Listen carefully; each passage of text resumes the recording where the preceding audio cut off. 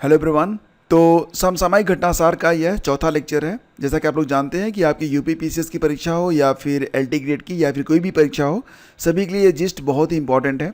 तो आइए स्टार्ट करते हैं चौथा लेक्चर। बिहार के पटना पूर्णिया एक्सप्रेसवे को राष्ट्रीय एक्सप्रेसवे का दर्जा प्रदान किया गया है।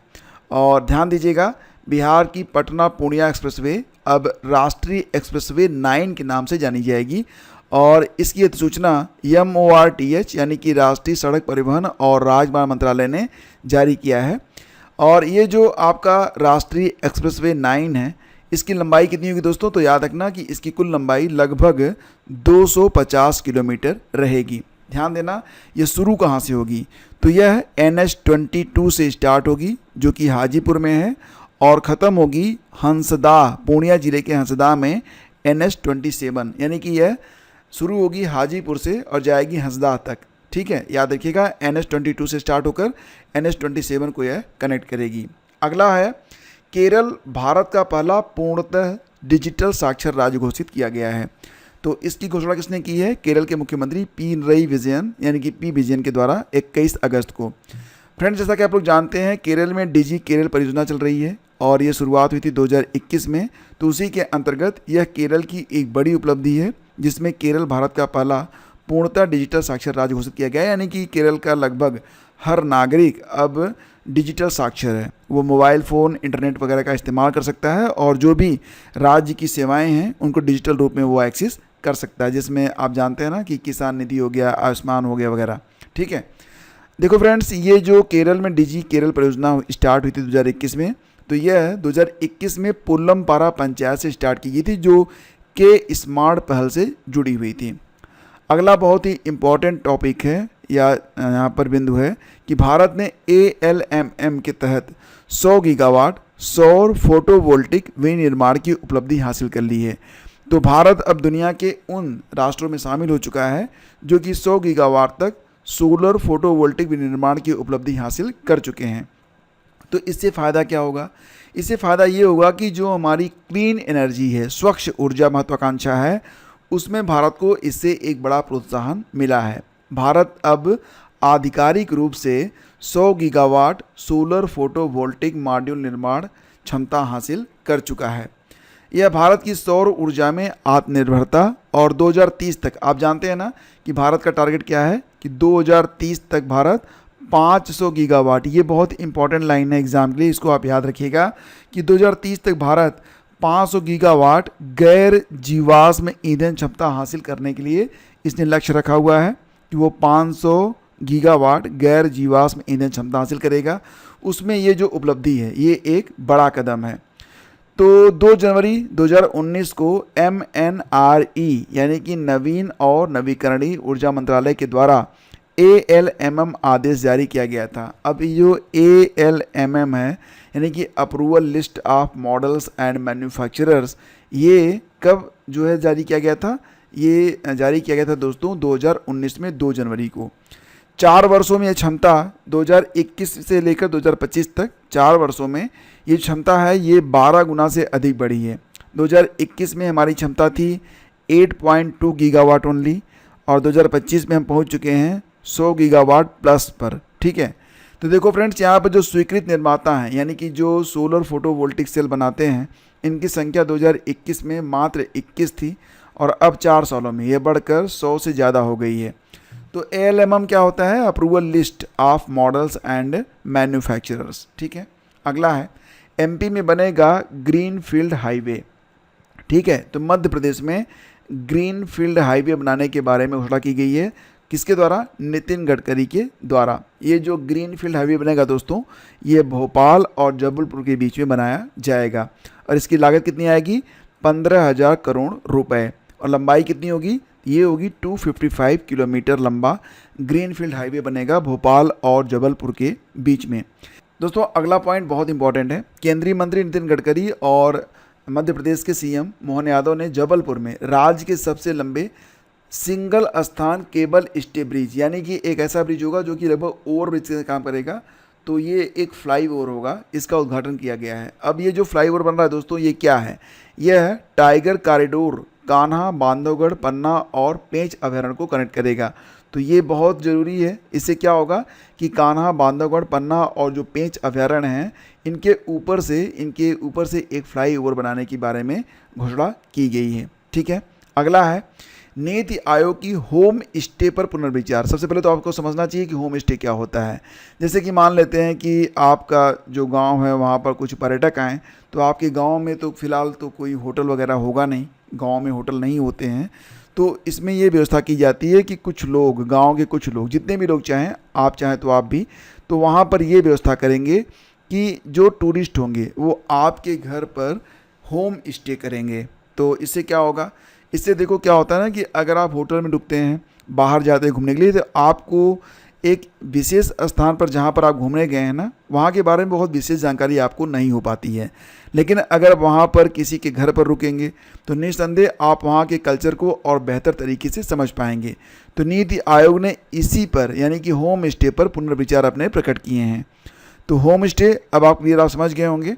तो नीति आयोग ने यहाँ पर internet and mobile association of India के सहयोग से rethinking home stay navigating policy pathways शीर्षक से ये रिपोर्ट जारी की है। और ये जो रिपोर्ट है दोस्तों, इसे 22 अगस्त 2025 को सुमन के बेरी जो कि नीति आयोग के उपाध्यक्ष हैं, उनके द्वारा इसे जारी किया गया है। डिजिटल प्लेटफॉर्म का अधिक उपयोग किया जाएगा, यानी कि ये जो होम स्टे प्लान है टूरिज्म को बढ़ाने के लिए, इसमें जितने भी डिजिटल प्लेटफॉर्म हैं उनके द्वारा इनका प्रचार प्रसार किया जाएगा ताकि अधिक से अधिक लोग होम स्टे टूरिज्म की ओर आकर्षित हों। और यह रिपोर्ट होम स्टे और बी मतलब बेड एंड ब्रेकफास्ट, जैसा कि आप जानते हैं रात में सोने के लिए आपको बेड चाहिए और सुबह उठने पर आपको ब्रेकफास्ट चाहिए। तो होम स्टे और बेड एंड ब्रेकफास्ट को पर्यटन वृद्धि का प्रमुख स्तंभ मानती है। तो ये एक रिपोर्ट है और रिपोर्ट का नाम याद रखिएगा, रिपोर्ट की टाइटल होगा रीथिंकिंग होम स्टे। ठीक है, बस इतना याद रखेंगे तो आपको याद आ जाएगा। और फिलहाल इसे किसने जारी किया है, तो इसे जारी किया गया है नीति आयोग के द्वारा। दोस्तों अगला बिंदु है भारत AIBD यानी कि एशिया प्रशांत प्रसारण बोर्ड विकास संस्थान के कार्यकारी बोर्ड का अध्यक्ष चुना गया है। तो ये एक इम्पॉर्टेंट पॉइंट है, याद रखिएगा। ये चुनाव हुए थे 19 से लेकर 21 अगस्त फुकेत थाईलैंड में, और ये AIBD की 23rd नंबर की जनरल मीटिंग थी जिसमें चुनाव हुए थे, और भारत को एशिया प्रशांत विकास संस्थान के कार्यकारी बोर्ड का अध्यक्ष चुना गया है। देखो फ्रेंड्स, वर्तमान में भारत AIBD जनरल कॉन्फ्रेंस का अध्यक्ष भी है। ठीक है, तो ध्यान रखना कि वर्तमान में जो AIBD एशिया प्रशांत प्रसारण विकास संस्थान की जनरल मीटिंग हुई उसकी अध्यक्षता भी भारत के द्वारा ही की गई थी। और अब फिलहाल भारत को एशिया प्रशांत प्रसारण विकास संस्थान के कार्यकारी बोर्ड का अध्यक्ष भी चुना गया है। इसकी एक थीम भी थी, जो 23वीं जनरल कॉन्फ्रेंस हुई थी, इसकी थीम है जनता, शांति और समृद्धि के लिए मीडिया। AIBD इसकी स्थापना होती दोस्तों 1977 में। क्षेत्रीय अंतर सरकारी परिषद है ये, मतलब ये जो संस्थान है एशिया प्रशांत प्रसारण विकास संस्थान, ये एक क्षेत्रीय अंतर सरकारी परिषद है और यूनेस्को के संरक्षण में यह 1977 में गठित किया गया था। फिलहाल AIBD में 45 देशों के 92 संगठन सदस्य हैं और भारत जो है वो AIBD के संस्थापक सदस्य के रूप में भी जाना जाता है। फ्रेंड्स आगे बढ़ते हैं, अगला बिंदु है मराठा सैन्य परिदृश्य यूनेस्को की विश्व धरोहर सूची में शामिल किया गया है। तो मराठा सैन्य परिदृश्य को यूनेस्को की विश्व धरोहर सूची में शामिल किया गया है। ध्यान दीजिएगा कि इन्हें विश्व धरोहर सूची में शामिल करने का निर्णय यूनेस्को की विश्व धरोहर समिति की जो बैठक हुई थी, कहाँ पर हुई थी बैठक ये, तो ये पेरिस में हुई थी और इसका क्रम था 47, यानी कि विश्व धरोहर सूची में मराठाओं की किलेबंदी प्रणाली को शामिल किया गया। तो इसका निर्णय लिया गया था पेरिस की बैठक के, यानी कि जो यूनेस्को विश्व धरोहर समिति की पेरिस में बैठक हुई थी, यह बैठक 47वें क्रम की थी। और इन मराठा किलों में शामिल होने के बाद यूनेस्को की विश्व धरोहर सूची में शामिल भारतीय धरोहर स्थलों की संख्या कितनी हो जाएगी दोस्तों, तो ये 44 हो गई है। अभी तक ये 43 थी, अब ये हो गई है 44। मराठा सैन्य प्रदेश के 12 किलों को एक ही स्थल के रूप में यहाँ पर माना जाएगा, मतलब ये नहीं कि ये 12 बढ़ गए, सिर्फ एक ही बढ़ा है आपका।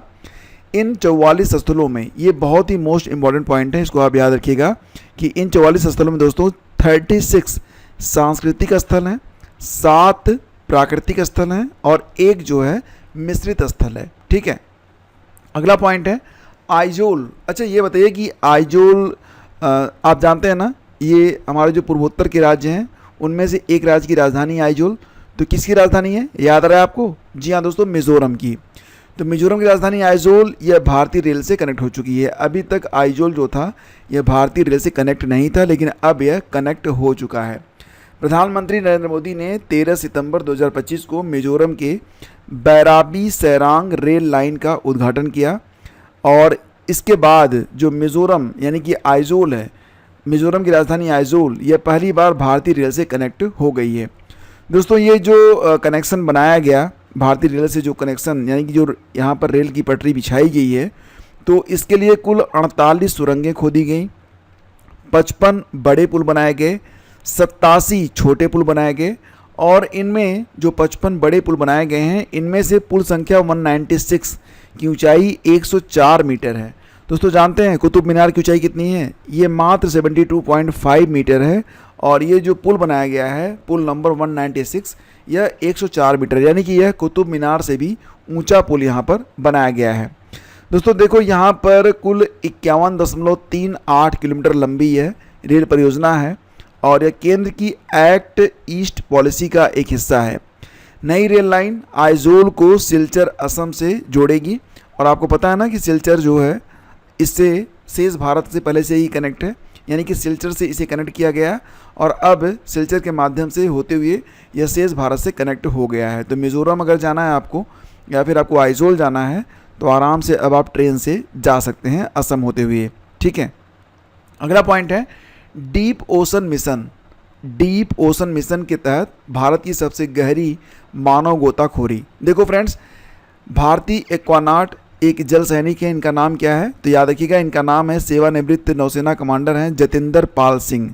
तो जतिंदर पाल सिंह ने दोस्तों उत्तर अटलांटिक महासागर में 5002 मीटर की गहराई तक का गोता लगाया है। मतलब 5 किलोमीटर और 2 मीटर गहरा यह डाइव था और यह भारत की अब तक की सबसे गहरी डाइव है, सबसे गहरी गोताखोरी है। ठीक है, डीप ओशन मिशन में भारत का सहयोगी देश जो है वो फ्रांस है, याद रखिएगा।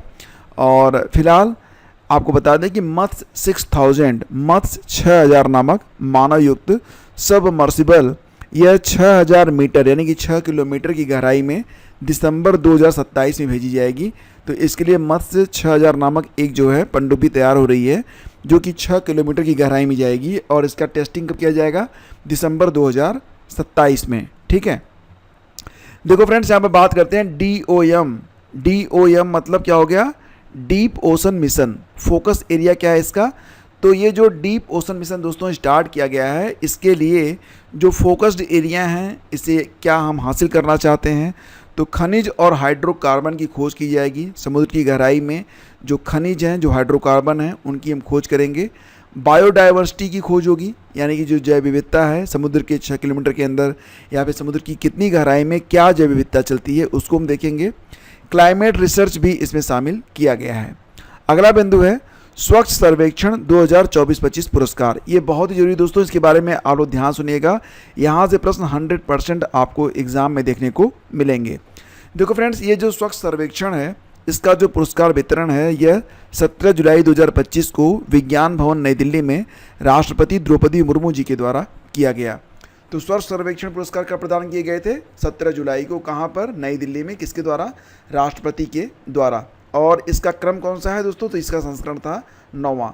देखो फ्रेंड्स, इसकी एक थीम भी है जो कि R3 पर आधारित है। R3 मतलब कम उपयोग करें यानी कि रिड्यूस, पुनः उपयोग करें यानी कि रीयूज़ और पुनर्चक्रण करें यानी कि रिसाइकल। ठीक है, तो ये हैं आपके R3 स्वच्छ सर्वेक्षण पुरस्कार के अंतर्गत जो थीम रखी गई है, यह R3 थीम रखी गई है, रिड्यूस, रीयूज़ और रिसाइकिल। देखो फ्रेंड्स, ये जो सर्वेक्षण है इसकी शुरुआत हुई थी 2016 में और 2016 में केवल 73 शहरी स्थानीय निकायों को इस स्टडी में शामिल किया गया था, लेकिन अब 2025 में 4500 से अधिक शहर इसमें शामिल किए गए हैं। यानी कि भारत के जो 4500 से अधिक शहर और स्थानीय निकाय हैं उनको भी इसमें शामिल कर लिया गया है। देखो फ्रेंड्स, वर्ष 2024-25 के लिए कुल 78 पुरस्कार 4 वर्गों में दिए गए हैं। तो ये जो 4 वर्ग हैं इनको आप याद रखिएगा। एक नया वर्ग भी इसमें शामिल किया गया है, सुपर स्वच्छ लीक शहर। ठीक है, सुपर स्वच्छ लीक शहर ये पहली बार शामिल हुआ है, तो ये बहुत ज़रूरी है कि इसके बारे में आप लोग अच्छे से समझ लें। तो फिलहाल सुपर स्वच्छ लीक शहर जनसंख्या के आधार पर जो भी कैटेगरी बनाई गई है, तो उसमें सुपर स्वच्छ लीक शहर को भी चुना गया है। जैसे कि जिनकी जनसंख्या 10 लाख से अधिक है, जैसे जिनकी जनसंख्या 3 लाख से 10 लाख है, और जिन शहरों की जनसंख्या जो है वो 3 लाख से भी कम है। ठीक है, तो दूसरी कैटेगरी है आपकी स्वच्छ शहर, यानी कि इसके लिए जो राष्ट्रपति स्तर पर अवार्ड दिए जाते हैं, स्वच्छ शहर प्रेसिडेंशियल अवार्ड। तो जनसंख्या के आधार पर स्वच्छ शहर के अंतर्गत 5 श्रेणियों में पुरस्कार प्रदान किए जाते हैं। तीसरा है विशेष श्रेणी, जैसे कि गंगा शहर, कैंटोनमेंट बोर्ड, सफाई मित्र सुरक्षा और महाकुंभ से संबंधित जो पुरस्कार होते हैं उन्हें विशेष श्रेणी में रखा गया है। और राज्य स्तरीय पुरस्कार, तो फ्रेंड्स ये आपका चौथा वर्ग है, राज्य स्तरीय पुरस्कार, यानी कि स्टेट वाइज यहाँ पर जो अलग अलग शहर हैं उनको भी इसमें पुरस्कार दिया जाता है। तो सबसे पहले बात करते हैं सुपर स्वच्छ लीक शहरों के बारे में। तो फ्रेंड्स ये जो सुपर स्वच्छ लीक शहर हैं, तो पहले तो ये देखेंगे कि जो कैटेगरी 1 है, यानी कि 10 लाख से अधिक जनसंख्या वाले शहरों में, तो 10 लाख से अधिक जनसंख्या वाले शहरों में दोस्तों ये पुरस्कार दिया गया है। जो टॉप 3 सिटीज़ हैं कौन कौन सी हैं, तो पहला पुरस्कार मिला है दोस्तों इंदौर को, दूसरा मिला है सूरत को, और तीसरा मिला है नवी मुंबई को। याद रखिएगा, सुपर स्वच्छ लीक शहरों में 10 लाख से अधिक आबादी वाले शहरों में पहला पुरस्कार इंदौर को दिया गया है। और इंदौर लगातार 8वीं बार सबसे स्वच्छ शहर चुना गया है, और इस बार सुपर स्वच्छ लीग में भी इंदौर ही टॉप पर है, यानी कि इंदौर वाकई एक बहुत ही खूबसूरत शहर है दोस्तों। बात करते हैं सुपर स्वच्छ लीग, यानी कि ऐसे शहर जिनकी जनसंख्या 3 लाख से 10 लाख के बीच में है, तो इसमें नोएडा को पहला पुरस्कार, चंडीगढ़ को दूसरा पुरस्कार और मैसूर को तीसरा पुरस्कार प्रदान किया गया है। दोस्तों बात करते हैं स्वच्छ शहर श्रेणी पुरस्कार के बारे में, जो कि दिया गया है 5 श्रेणियों में।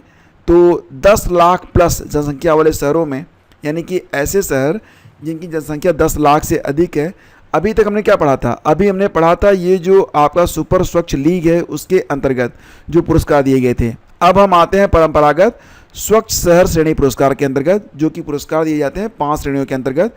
पहली श्रेणी होती है दोस्तों 10 लाख प्लस जनसंख्या वाले शहरों में। तो 10 लाख से अधिक जनसंख्या वाले शहरों में टॉप पर अहमदाबाद है, दूसरे स्थान पर भोपाल है, तीसरे स्थान पर लखनऊ है। इसको आप याद रखिएगा कि अगर सुपर स्वच्छ लीग के बारे में बात होगी तो टॉप पर आएगा आपका इंदौर, लेकिन अगर स्वच्छ शहर श्रेणी की बात होगी तो अहमदाबाद टॉप पर आएगा 10 लाख प्लस जनसंख्या वाले शहरों में। ठीक है, 3 लाख से 10 लाख जनसंख्या वाले शहरों में पहले स्थान पर है मीरा भाईंदर, जो कि महाराष्ट्र में है, दूसरा बिलासपुर है छत्तीसगढ़ वाला, तीसरा जमशेदपुर है झारखंड का। 50,000 से 3 लाख जनसंख्या वाले शहरों में दोस्तों पहले स्थान पर देवास आ रहा है, जो कि मध्य प्रदेश का शहर है। यानी कि ऐसे शहर जिनकी जो जनसंख्या है वो 50,000 से 3 लाख के बीच में आ रही है, तो टॉप पर देवास है। दूसरे स्थान पर दोस्तों यह कराड़ महाराष्ट्र का शहर है, तीसरा है आपका करनाल, जो कि हरियाणा का शहर है। विशेष श्रेणी पुरस्कार किसको प्रदान किया गया, तो सर्वश्रेष्ठ गंगा शहर के रूप में यह अवार्ड गया दोस्तों प्रयागराज को। सर्वश्रेष्ठ गंगा शहर का पुरस्कार किसको दिया गया, प्रयागराज को। सर्वश्रेष्ठ छावनी बोर्ड का पुरस्कार दिया गया दोस्तों सिकंदराबाद को, और सर्वश्रेष्ठ सफाई मित्र का पुरस्कार दिया गया था ग्रेटर विशाखापट्टनम, जबलपुर और गोरखपुर को। तो याद रखिएगा। अगला बिंदु है भारत में पहली बार एनिमल ब्लड ट्रांसफ्यूजन, यानी कि पशुओं में जो रक्त आदान होता है, अगर उनमें किसी कारण से रक्त की कमी हो जाती है, उन्हें जो ब्लड चढ़ाया जाता है साधारण शब्दों में, तो इसके लिए ब्लड बैंक पर गाइडलाइन जारी की गई है। यानी कि एनिमल ब्लड ट्रांसफ्यूजन और एनिमल ब्लड बैंक पर गाइडलाइन जारी की गई है भारत में पहली बार। तो ये बहुत इंपॉर्टेंट है दोस्तों। ये जो गाइडलाइन है यह 25 अगस्त को जारी की गई थी पशुपालन और डेयरी विभाग के द्वारा। ठीक है, तो यहाँ पर देखेंगे अब तक भारत में अधिकतर एनिमल ब्लड ट्रांसफ्यूजन बिना किसी स्टैंडर्डाइज्ड प्रोटोकॉल के मतलब दिए जाते थे, लेकिन अब इसके लिए एक नई गाइडलाइन जारी कर दी गई है। फिलीपींस के राष्ट्रपति की भारत यात्रा। तो फिलीपींस के राष्ट्रपति फर्डिनेंड मार्कोस जूनियर, क्या नाम है, मार्कोस जूनियर, एक उच्च स्तरीय शिष्टमंडल के साथ 4 से लेकर 8 अगस्त तक भारत की राजकीय यात्रा पर रहे। और दोस्तों प्रधानमंत्री मोदी से इनकी मुलाकात होती है कब? तो इनकी मुलाकात होती है दोस्तों 5 अगस्त को, और कहाँ पर? तो हैदराबाद हाउस में। दोनों देशों के बीच 9 समझौतों पर हस्ताक्षर हुए थे। कितने समझौतों पर? 9 समझौतों पर। और दोनों देशों के संबंधों की यह 75वीं वर्षगांठ थी, जिसको दोनों ने धूमधाम से मनाई है। विज्ञान और प्रौद्योगिकी में 2025 से लेकर 2028 तक सहयोग पर हस्ताक्षर किए गए हैं। पर्यटन सहयोग कार्यक्रम यानी कि 2025 से लेकर 2028 तक परस्पर एक दूसरे का पर्यटन में सहयोग करेंगे। डिजिटल प्रौद्योगिकी पर सहयोग किया जाएगा। और साथ ही साथ, क्योंकि आपको पता है ना कि दोनों देशों के संबंधों में यह 75वीं वर्षगांठ थी, तो फ्रेंड्स इसके लिए अवसर पर दोनों देशों के यानी कि जो फिनलैंड के राष्ट्रपति हैं फर्डिनेंड मार्कोस जूनियर और भारत के प्रधानमंत्री मोदी ने एक साथ मिलकर एक डाक टिकट जारी किया है। इस डाक टिकट पर भारत का कमल और जो फिलीपींस है वहाँ का संपागुइता नामक पुष्प जो है उसको प्रदर्शित किया गया है। फिलीपींस भारत का ब्रह्मोस मिसाइल खरीदने वाला पहला देश बना है, तो ये बहुत ज़रूरी है, इसके बारे में आपको पता रहे। और फिलहाल भारत और फिलीपींस के बीच जो द्विपक्षीय व्यापार है दोस्तों, यह 3 अरब डॉलर तक पहुंच चुका है। भारत फिलीपींस में सॉवरेन डेटा क्लाउड इंफ्रास्ट्रक्चर की स्थापना के लिए पायलट परियोजना का समर्थन भी कर रहा है। ठीक है, तो भारत फिलीपींस में क्या बनाएगा? Sovereign data cloud infrastructure. अगला बिंदु है इसरो और नासा के संयुक्त उपग्रह निसार का सफल प्रक्षेपण किया गया है। निसार का फुल फॉर्म कई बार एग्जाम में पूछा गया है और कई बार ये भी पूछा जाता है कि निसार है क्या। तो देखो फ्रेंड्स, निसार मतलब नासा इसरो। अब क्लियर हो गया ना कि अमेरिका का नासा, भारत का इसरो, जो स्पेस एजेंसियां हैं दोनों ने मिलकर इसे डेवलप किया है और इसका पूरा नाम होगा NASA ISRO synthetic aperture radar. तो ये है क्या? तो यह एक रडार है। पृथ्वी अवलोकन उपग्रह निसार को 30 जुलाई को लॉन्च किया गया और निसार को GSLV F-16 नामक रॉकेट से श्रीहरिकोटा के सतीश धवन अंतरिक्ष केंद्र से प्रक्षेपित किया गया। याद रखिएगा दोस्तों कि पृथ्वी अवलोकन उपग्रह निसार को भारत के अब तक के सबसे बड़े रॉकेट GSLV MK2 से प्रक्षेपित किया गया। निसार का वजन कितना है? तो यह 2393 किलोग्राम है। निसार एक वेधशाला है जो नासा द्वारा निर्मित L बैंड रडार और इसरो द्वारा निर्मित S बैंड रडार से मतलब एक दूसरे को कनेक्ट करता है ये। ठीक है, तो याद रखना कि नासा का जो रडार है वो L बैंड है और इसरो का है S बैंड, दोनों को कनेक्ट करता है निसार। और इसका वजन कितना है? तो 2393 किलोमीटर। यह उपग्रह सभी मौसम में ऑल वेदर और 24 घंटे पृथ्वी की तस्वीरें ले सकता है। इससे हमें फ़ायदा क्या मिलेगा? तो फ्रेंड्स देखो, उपग्रह से हिमालय और अंटार्कटिका जैसे क्षेत्रों में होने वाले बदलाव, पर्वतों की स्थिति, मौसमी बदलाव आदि का अध्ययन इसमें किया जा सकता है। इस मिशन की अवधि है नासा के लिए 3 वर्ष और इसरो के लिए है 5 वर्ष। ठीक है, अगला बिंदु है नागालैंड के लुप्त प्राय एशियाई कछुए को पुनः संरक्षित किया गया है। तो दोस्तों ये जो कछुआ था लगभग 1 दशक पहले लुप्त हो गया था और अब इसे फिर से रिवाइव किया गया है। तो गंभीर रूप से लुप्तप्राय एशियाई विशाल कछुए, इसको ना ये इतना विशाल होता था कि इसे जंगल के छोटे हाथी के रूप में भी पुकारा जाता था। ये काफ़ी बड़ा होता था। फिलहाल लगभग 1 दशक से यह लुप्त था और मुख्य रूप से देखा जाए तो यह बीजों के प्रसार, वनों के पुनर्जनन में बेहद सहायक होता था। फिलहाल दोस्तों ध्यान दीजिएगा कि गंभीर रूप से लुप्तप्राय एशियाई विशाल कछुए को नागालैंड के पेरेन जिले के जेलियांग सामुदायिक अभयारण्य में पुनः लाया गया है। आगे बढ़ते हैं दोस्तों, बात करते हैं कांडला जो कि गुजरात में स्थित है। तो कांडला में देश के पहले हरित हाइड्रोजन संयंत्र का उद्घाटन किया गया है। तो कांडला दोस्तों जैसे कि आप जानते हैं यह एक पोर्ट है, बंदरगाह है जो कि गुजरात में स्थित है। दीनदयाल पोर्ट प्राधिकरण ने कांडला गुजरात में देश का पहला मेक इन इंडिया हरित हाइड्रोजन संयंत्र को चालू किया है, जिसकी क्षमता है 1 मेगावाट। कितनी क्षमता है? 1 मेगावाट। और देखो फ्रेंड्स, अभी हाल ही में मई 2025 में प्रधानमंत्री मोदी के द्वारा 10 मेगावाट की एक बड़ी ग्रीन हाइड्रोजन प्रोजेक्ट परियोजना का जो घोषणा की गई थी, उसमें यह पहला मॉड्यूल है जिसे घोषित कर दिया गया है और इसे लॉन्च भी कर दिया गया है। ठीक है, तो इसको आप याद रखिएगा। तो 4 महीने में निर्मित यह संयंत्र पीएम मोदी द्वारा मई 2025 में घोषित 10 मेगावाट की बड़ी ग्रीन हाइड्रोजन प्रोजेक्ट का पहला मॉड्यूल है। और दीनदयाल बंदरगाह, तो देखो दोस्तों याद रखना एग्ज़ाम में ज़रूर आएगा कि दीनदयाल बंदरगाह ग्रीन हाइड्रोजन प्लांट का संचालन करने वाला देश का पहला भारतीय बंदरगाह बन गया है। तो बहुत ज़रूरी है, इसके बारे में आप याद रखें। नेक्स्ट है, अरुणाचल में टाटो द्वितीय जल विद्युत परियोजना को मंजूरी दी गई है। तो देखो, अरुणाचल में बनेगी यह टाटो द्वितीय हाइड्रो इलेक्ट्रिक प्रोजेक्ट होगा ये, और प्रधानमंत्री मोदी जी के नेतृत्व में 12 अगस्त को कैबिनेट की एक बैठक हुई थी, जिसमें भारत सरकार ने अरुणाचल प्रदेश के सियोमी ज़िले में 700 मेगावाट क्षमता वाली टाटो सेकेंड हाइड्रो इलेक्ट्रिक प्रोजेक्ट के निर्माण के लिए कुल 8,146.2 करोड़ रुपए के निवेश को मंजूरी दिया है। अब ये जो प्रोजेक्ट है कब तक बन जाएगा दोस्तों, तो यह अगले 72 महीने में तैयार हो जाएगा। अगला बिंदु है, गुजरात में देश के पहले ट्राइबल जीनोम सीक्वेंसिंग की शुरुआत की गई है। तो फ्रेंड्स याद रखना कि गुजरात देश का पहला स्टेट है जहां पर ट्राइबल जीनोम सीक्वेंसिंग स्टार्ट की गई है। अब इसका मतलब क्या है? इसका मतलब दोस्तों ये है कि जैसा कि बहुत सारी जनजातियां होती हैं ना, उनमें कुछ डिफेक्ट पाए जाते हैं उनकी बायोलॉजिकल जो स्ट्रक्चर होती है उसमें।